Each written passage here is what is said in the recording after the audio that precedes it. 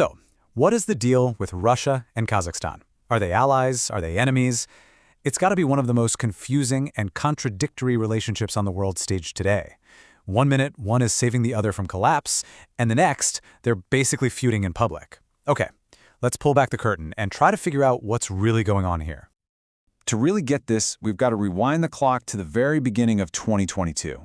You know, for about 30 years, Kazakhstan was, frankly, one of the most stable, you could even say kind of boring countries out there, politically speaking. And then, all of a sudden, bam!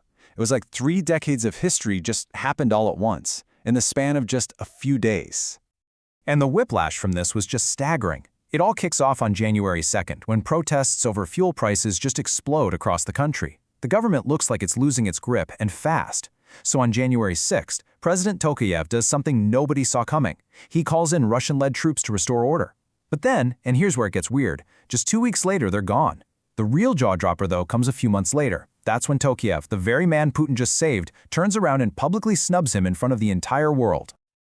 I mean, you have to appreciate the sheer nerve of this moment. Picture the scene, okay? It's Russia's big economic forum, their version of Davos. President Tokayev is on stage, sitting literally right next to Vladimir Putin.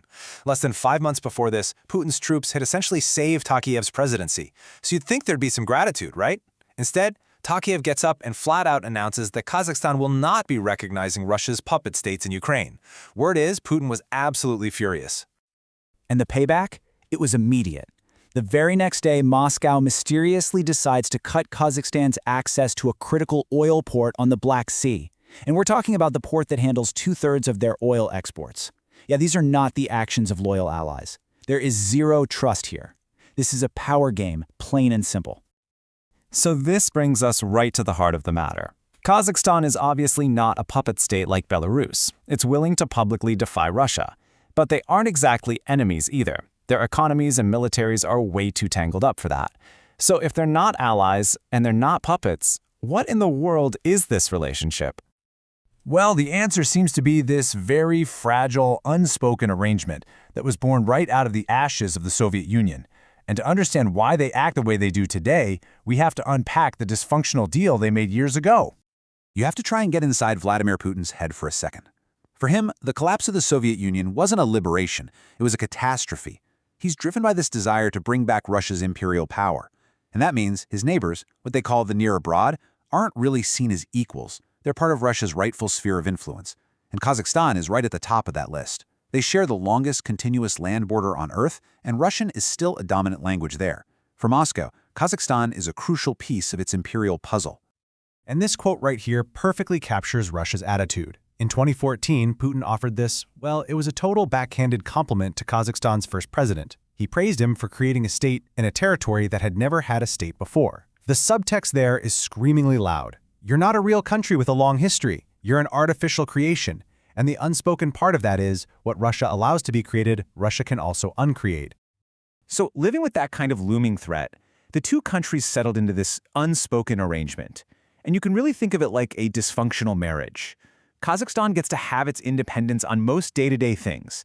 But, and this is a big but, it has to give up that independence on the core issues that are really sensitive for Russia. It has to perform the role of an ally, not to fool Russia, but just to show the proper respect.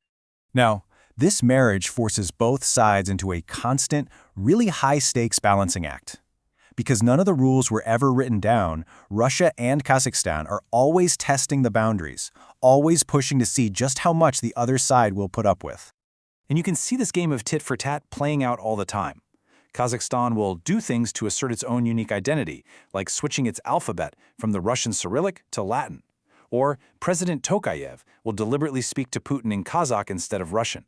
In response, Russia pushes back with these subtle and not-so-subtle threats and insults. Putin will publicly forget Tokayev's name, a classic power move. Or Russian state media will suddenly start running stories questioning if Kazakhstan is a real country, or maybe even threatening to return its northern territory to Russia. But the war in Ukraine has thrown a giant wrench into this delicate balance. With Moscow feeling isolated and backed into a corner, it's become way more sensitive, way more paranoid about any perceived slight. So every act of defiance from Kazakhstan, even just allowing anti-war protests, is now so much riskier. The stakes of this balancing act have never, ever been higher. Which leads us to the final and pretty unsettling question about the future. When you look at Russia's history and just how unpredictable it is right now, you have to ask, how long can this unspoken deal really last? And look, this isn't just speculation. In the last days of the Soviet Union, Boris Yeltsin actually published a list of borders that Russia reserved the right to revise. So let's look at that list. First up, Abkhazia in Georgia. Check. Russia invaded in 2008. Next, Crimea and Donbass in Ukraine. Check and check. Invaded in 2014. And the fourth on that list? Ominously, it's northern Kazakhstan. Its fate is still just hanging in the balance. So what this all boils down to is a really dangerous dynamic. You have an increasingly cornered and aggressive Russia dealing with an increasingly assertive Kazakhstan that's trying to carve out its own path. Both countries are pushing the boundaries of their old deal, and that's a game that just can't go on forever. So the question isn't if this arrangement is going to break, but when, and who will blink first.